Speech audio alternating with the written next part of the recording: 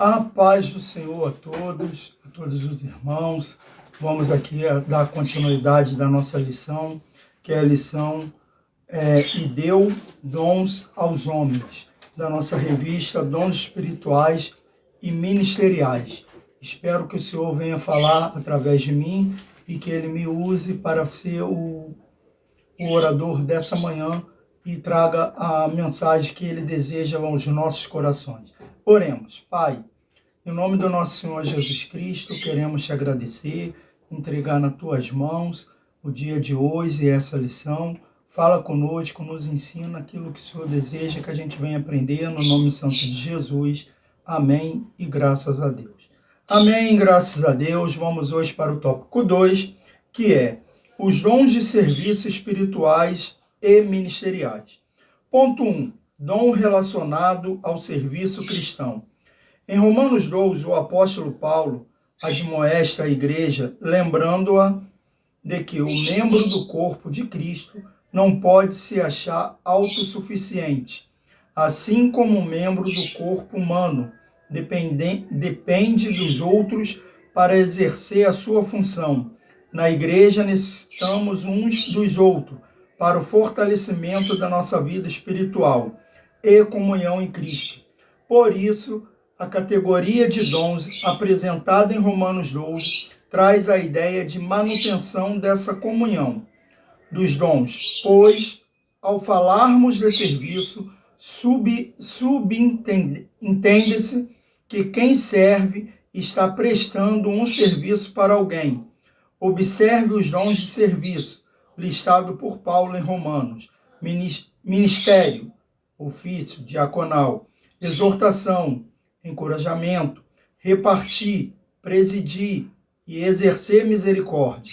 Note que esses dons estão relacionados com uma ação em prol do outro, do próximo. Portanto, se você tem um dom, deve usá-lo em benefício da igreja de Cristo na terra. O que Paulo está dizendo aqui? Número 1, que eu não sou melhor do que ninguém. Ninguém é melhor do que ninguém. Paulo usa o corpo. Quem é a cabeça? É Cristo. Então, o braço, tanto direito como esquerdo, não é melhor do que o outro. Não é melhor do que a perna. Porque um corpo, quando está faltando uma parte do membro, vai ter dificuldade para se locomover, para pegar algo. Então, nós temos que saber que todos nós somos importantes. Algumas pessoas brincam falando que o dedinho mindinho só serve para uma coisa, para bater no canto dos móveis. Mentira, serve para muito mais. Então aquele irmão que às vezes não fala, não aparece, só entrega os folhetinhos, lembre-se, ele é importante também. Muitas das vezes é até mais importante do que você que está pensando, que é porque é o pastor, ou porque é o diácono, é o melhor, ou porque você profetiza, é o melhor. Não. O serviço aqui é para você servir para alguém. Primeiro, servir a Deus. Depois, servir aqueles que necessitam. Aqueles que necessitam da ajuda. Aqueles que necessitam ser encaminhados para o caminho do Senhor. Então, faça o seu serviço com excelência. Sem se sentir e achar que a obra só anda porque você está ali. Você não é o último biscoito do pacote. Você não é a última laranja do saco. Então, lembre-se, todos nós, todos que estão ali, desde aquele que entrega o folheto para aquele que ensina, é importante para a obra do Senhor. Ponto 2. Conhecendo os dons espirituais. Acerca dos dons espirituais, não quer, irmãos, que sejais ignorantes. 1 Coríntios 12, 1. Os dons listados em 1 Coríntios 12 são palavra da sabedoria, palavra da ciência, fé, cura, operação de maravilha, profecia, discernimento de espírito, variedade de línguas, interpretação de língua. Apesar de as manifestações sobrenaturais pertencerem ao mundo espiritual, isto é uma categoria particular da experiência religiosa do crente. O apóstolo Paulo desejava que a igreja, em especial a de Corintos, conhecesse algumas considerações importantes sobre os dons espirituais.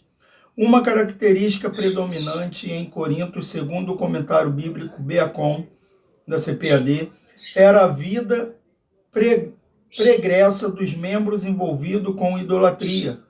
Muitas manifestações espirituais na igreja lembravam a experiência mística das religiões de mistérios.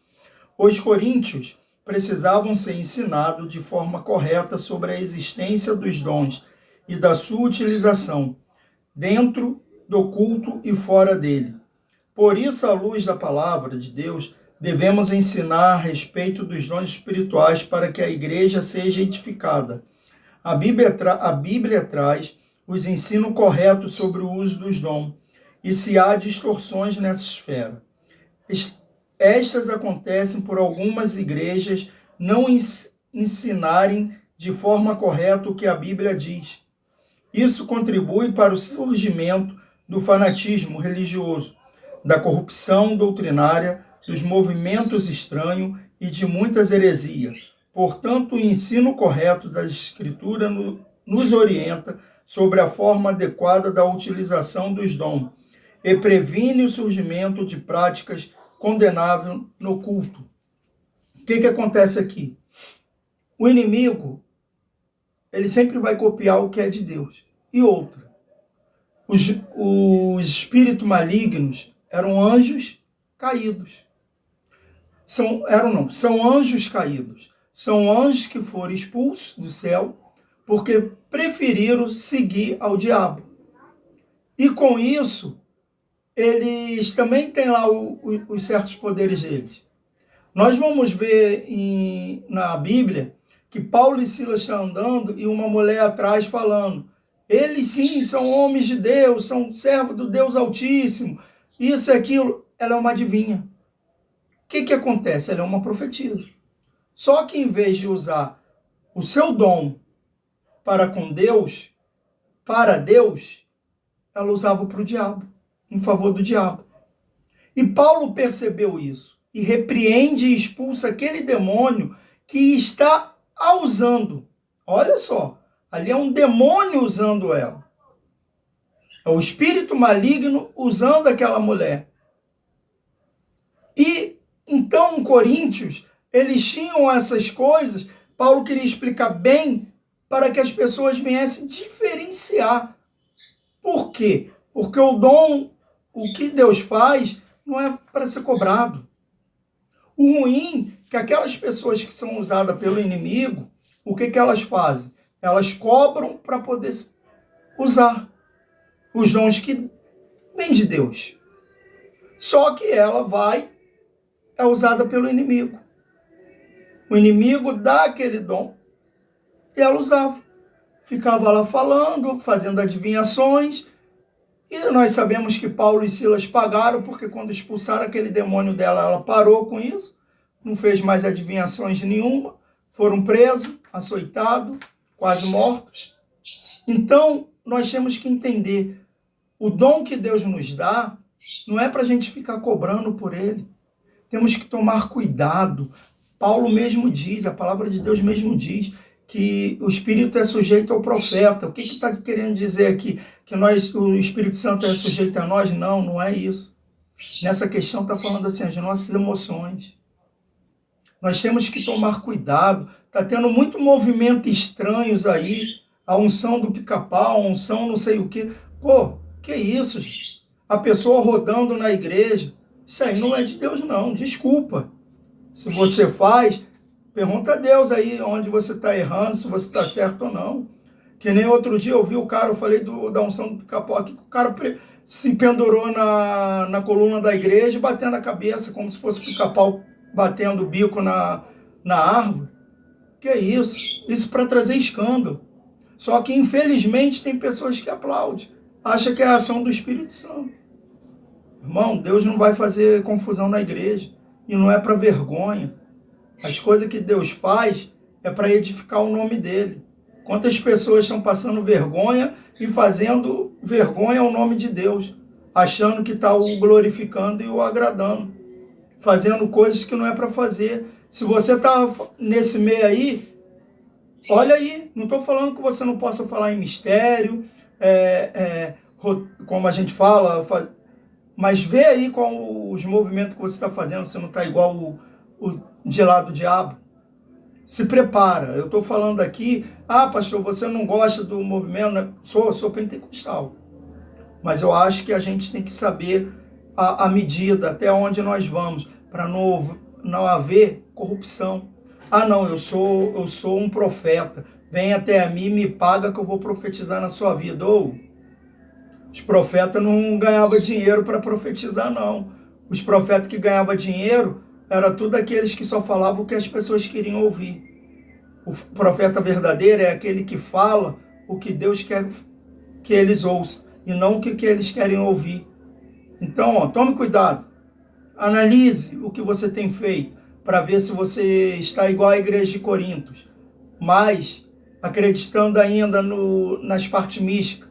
E crente não lê horóscopo não, hein? Tem muito crente lendo horóscopo, tendo signo. Cuidado com isso. Cuidado com superstições. Tem muito crente ainda assim. Era isso que Paulo estava ensinando. Então, cuidado. Olhe para a sua vida e veja. Tira aquele trevinho de 4 folhas que você tem na sua carteira, porque aquilo ali não traz sorte nenhuma. Ponto 3. Acerca dos dons ministeriais. A epístola de Paulo aos Efésios classifica os dons ministeriais assim: apóstolo, profeta, evangelista, pastores e doutores. Os propósitos de o Senhor concedê-los à igreja, segundo a Bíblia de estudo pentecostal, são, em primeiro lugar, capacitar o povo de Deus para o serviço cristão. Em segundo, promover o crescimento da igreja local. Terceiro, desenvolver a vida espiritual dos discípulos de Jesus. O Senhor deu à igreja ministro para servi-la com zelo e amor. 1 Pedro 5, 2, 3. O ensino do Novo Testamento acerca do exercício ministerial está ligado à concepção evangélica de serviço. Jamais a perspectiva centralizadora e sacerdotal do Antigo Testamento. Então, Deus separou uns para doutores, outro para mestre, outro para apóstolo, outro para discípulo. Então, aonde você está aí, se você se encontra num desses aí, eu fui separado hoje, há pouco tempo, para pastor. Fui diácono, fui presbítero. Hoje sou pastor. Mas exerça o seu ministério com amor, com carinho, com dedicação. Não ache que esse título que você tem hoje vai te levar para o céu, não. Não bata no peito, eu sou pastor e vou para o céu. Não, cuidado. Tem muitas pessoas que se acham crente, ou porque tem um título, achando que vai para o céu. Lembre-se, título da taça, dá prêmio, mas não dá passaporte para o céu, não. Para você ir para o céu, tem que ser um cristão verdadeiro. Não é só entrar e sentar, eu escuto louvor, eu vou à igreja. Não é só isso, não. O diabo também escuta louvor, vai à igreja, porque ele vai à igreja. Então ele está escutando louvor. Ele conhece a Bíblia, melhor do que muitos da gente. Então, e detalhe, não adianta ficar batendo no peito. Mas eu nasci na igreja, meu pai é pastor, minha mãe é pastor. Não adianta disso não. Porque o diabo nasceu no céu e vai para o inferno. Amém? Espero que até aqui vocês tenham entendido o que a gente está falando e estudando aqui nessa manhã, e que cada um de nós venhamos meditar nessa palavra e ver aonde estamos acertando para continuar acertando e dando o nosso melhor, e aonde estamos errando para a gente eliminar o nosso erro e acertar para ficar bem melhor para fazer a obra do Senhor. Oremos. Pai, em nome do nosso Senhor Jesus, quero entregar a nossa vida em Tuas mãos, que o Senhor faça Sua vontade e seu querer. Obrigado por tudo, obrigado por ter nos trago e nos tirado do lago de lodo, da onde a gente estava sujo, imundo, e ter nos limpado. Cremos que dói até hoje, porque ficam as feridas, ficam até tirar a sujeira, mas o Senhor está conosco, nos fortifica e que a gente venha ser um cristão verdadeiro. Em nome de Jesus. Amém e graças a Deus. Amém, graças a Deus. Que o Senhor Jesus abençoe a vida de cada um de vocês. Que hoje vocês possam ter o melhor dia da vida de vocês. E que nada possa atrapalhar